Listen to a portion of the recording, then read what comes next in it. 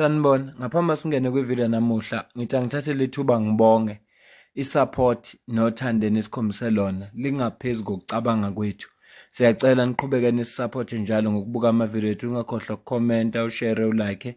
Siyafisa ukuzwa umbono wakho. Sicela ke singene kwivideo namuhla. I-MK Party isaqhubeka nohlelo lwayo lokuhambela amakhampani lawa aqashe abantu laba abakhona la eSouth Africa ngokungekho emthethweni ababizwa ngama-illegal immigrants or illegal foreigners.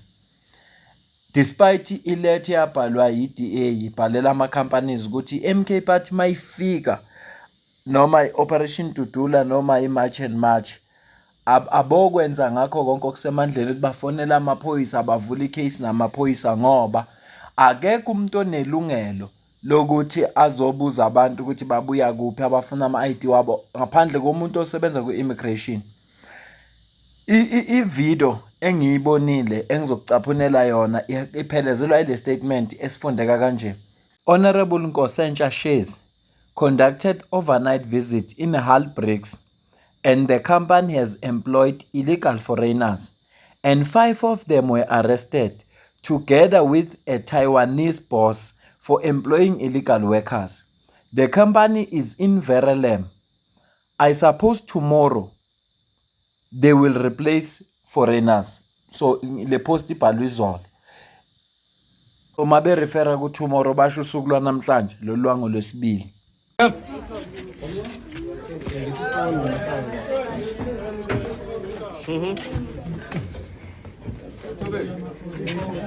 Sakela okay ngiyanga. Let's take a take Yeah. Put him inside. Now they change it too. You can do something on Friday, something else. But you might get a statement. Ngoba babona ke bengena la emotweni kodwa akukubuhlungu ngomthetho seSouth Africa kukodwa ukuthi njengoba beboshiwe nje uzodedelwa lo mqashi wabo yena abhadale ifine ngoba umthetho weSouth Africa usho njalo aqhubeke nempilo mhlawumbe uyoba replacer la abafaka abanye. Ilokhu yingakho ubona ngathi le nkinga ayipheli ngoba akunasigwebo esikhona for umuntu osuke eqashe abantu laba abangama illegal immigrants ukuthi nje akhokhe leyo fine ekhokhwayo aphuma aqhubeke nempilo. Asidlulele phambili. Udaba lesibili isihloko salo sithi advocate convicted and sentenced for corruption. Ngaphambi bangifunde lolu daba ngeviki eliphelile bengiqala empilweni yami ukubona omagistrate betoyitoya. Ngigcine ngine video ngizoyibheka uma ngiyitholile ngizoyifaka la. Bekhuluma ukuthi bazohlangana nominister uMamoloko Kobhayi ophethe i-Minister of Justice, uMinister of Justice. Bazohlangana naye bakhuluma kodwa bebeveza ukungenami kwabo. Bengiqala ukubona omagistrate impela betoyitoya. Uyabona ke ubugebengu bunempande bujulile uma ngabe ngisho advocate ezobanjwa kuthiwa bekenza corruption.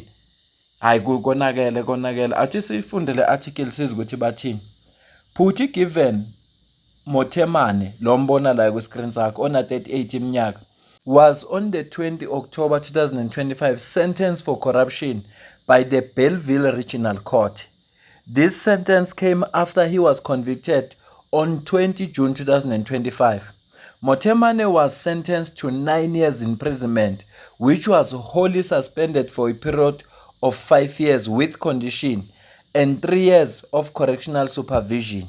This stems from September 2023 when the accused was arrested by the Hawks Bellville-based Serious Corruption Investigation Team.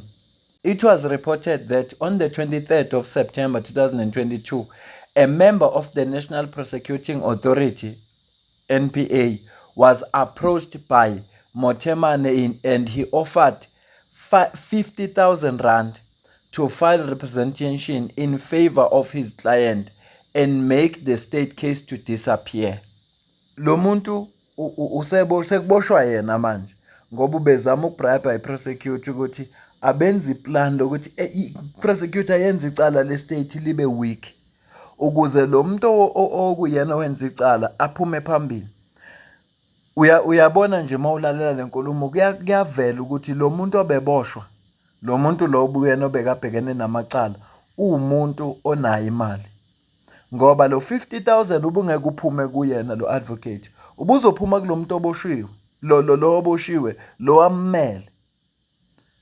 Ubuzophuma kulo muntu ammele. Ukube nje le mali ithole imember ye-NPA eswele nje engenamali njengami, bengizoyibuka le 50,000 engizoyithola instant nje. Bengingayivuma mina. Bengengilongibala into eziningi. Bengingayivuma. Ya, asidlulele phambili. Amaphoyisa ase-KZN, ngihlezi ngisho lokho. Amaphoyisa ase-KZN, if uyakomplya azokubopha. Kodwa wafuna ukuba isikora azokudubula kubulala. Angeke akuthiwa kwenzekile wasinda waye esibhedlela, cha. Azokudubula ufe lapho on the spot. Udaba olulandelayo isihloko sithi 2 wanted suspects have been shot dead during a KZN police operation in Umlazi. Sifundeka kanje. Amaphoyisa abawacinga abasolwa laba ababili oneminyaka u27 noneminyaka u30 mayelana necala le-housebreaking kanye necala lokubanjwa inkunzi kuhlonyiwe eHarding. Information amaphoyisa ayitholile iwaholele eGlipland Hostel emkhukhwini le ngaseBlickland Hostel izolo ebusuku. Uma amaphoyisa efika kuthiwa they were met with gunfire from inside a shack. Lokho kwase kuyawaphoqa amaphoyisa ukuthi awalwe back. Ekulweni kwawo-ke labasolwa bobabili badutshulwe bashona khona lapho kuleso sigameko. Ibhame ezimbili ezingekho semthethweni kanye ney'nhlamvu kutholakele lapha amaphoyisa akuthathile. Bathi-ke abo-detectives bazoqhubeka futhi basebenze ukuzama ukubheka ukuthi awekho namanye amacala e-armed robbery nawe-hijacking la basolwa ababandakanyeka kuwo. Njengoba bengishilo-ke ekuqaleni ukuthi akufanelanga abantu uma bedibana namaphoyisa ase-KZN. Mhlawumbe kwezinye iy'ndawo angakuyeka ukukudubula uma ungawadubula, kodwa nje ase-KZN azokudubula ufe on the spot. Hhayi ukuthi kuyothiwa ushone usendleleni uphuthunyiswe esibhedlela, bazokudubula ufe on the spot. Iy'gebengu lezi funeka zikwazi lokho. Funeka zikwazi. Uma sidlulela phambili siya kulolu daba engike ngakhuluma ngalo lokubona omagistrate betoyitoya. Kune-interview-ke omunye wabo bekanayo lapha ku-Newsroom Africa. Ngizocaphuna leyo video sizwe ukuthi bathini bona. Emveni kwalapho bese siyayivala ivideo. Kodwa ngangiqala empilweni yami ukubona omagistrate betoyitoya. Selokhu ngaba khona nje emhlabeni. Ngangiqala. Now, just bring us up to speed with the length and breadth of your grievances. Part of it is that you are not paid enough, but you not paid nearly as much as the judges, but you do a lot more work than they do. I don't want to say we do more work than them. We do different types of work. Obviously, they have quite complicated and sophisticated matters, and they are generally much, much more experienced. But we do similar work insofar as the types of matters we deal with. You must understand that legislation has changed to such an extent that the majority of work from the High Court has permeated into the Magistrates Court and into the Regional Court. All these murders, rapes, robberies. So very few of those matters are still in the High Court. And the High Court are specializing mostly with reviews and appeals of matters that come from the lower courts. And they obviously have inherent jurisdiction. But in the Magistrates Court, as I said, those are the types of matters we deal with. And the extent and volume of our court roles is much, to my mind, much more extensive. Can you imagine dealing with at least about 20 domestic violence cases in your court per day with those parties? That's what a magistrate has to do. Our civil trial role is quite congested, and I'm referring particularly to Randburg. And Randburg is my office, but this is a problem that's generally throughout the country, especially in the big centers. And in terms of support service that we get comparative to the High Court, the lower courts are not prioritized. Our machines mostly don't work. We don't have enough interpreters. We don't have enough administrative support. We don't have enough tools of trade. In terms of security, we don't have security except for the building. The building is secured, In terms of the entrance, you'll find a security person here and there in the building. But specifically for magistrates, we don't have that type of security. Neelan, there's so much that you've outlined that is not being catered to. Now, you've taken upon yourselves to picket at lunchtime, so you are depriving yourselves of lunch, but you're also safeguarding the interests of the citizens of South Africa in the process. Absolutely, that's our intention. Our intention is to make sure that we demonstrate in a peaceful manner and we get the message out there, because the public at large, for some reason, they don't realize the depth and magnitude of the abuse that magistrates are suffering.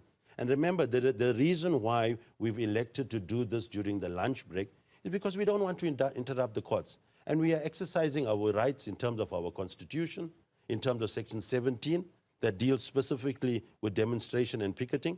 And our lunch break is ordinarily between 1 o'clock and 2 o'clock. So right now, we've already arranged that we will demonstrate peacefully insofar as placards are concerned at Randburg Court on Monday. It's going to permeate to Protea Magistrates Court in Soweto. They're doing it on the same day. And ultimately, Limpopo has already agreed that on the 23rd, it's going to continue in a wave, and subsequently, the Western Cape. Ngobuzwa nje ikhalo zabo bezibeka, ngiyacabanga ukuthi isona sizathu lezi senza ukuthi ke uMinister weJustice umama Lokho Kopayi athathe igxathu lokuthi ethi uzokhuluma nabo labo magistrate. Uzwile into abakhala ngazo. Futhi uma le ikhalo zabo zingalalelwa, bakhona abantu abazoba offer imali engcono. Futhi uma ngaba bakaqaleli ukuba offer, so uma bengayilungisi lento kuzoba nenkinga. Ngezwe kuthiwa ijudge noma selirethayile lihola yona le mali ebeliyihola lisebenza, ngoba abafuni ukuthi naka nilincike nakancane. Abafuni, futhi abafuni ukuvula igap. So ke ingakho ngithi angikwazise ngalolu daba ukuthi leya mashi esasiyibona ayiphelile. Njengoba uzwa ukuthi bayaqhubeka futhi bathi abaphazamisa ukusebenza kwezinkantolo, batoyitoya ngesikhathi se-lunch break yabo. Isona sikhathi abatoyitoya ngaso leso. Asibambe le video, ngicela ukuza ukuphala kwakho la ku-comment section. Ngale kwalokho mina nawe sidibane kwivideo elandelayo. Ngiyabonga.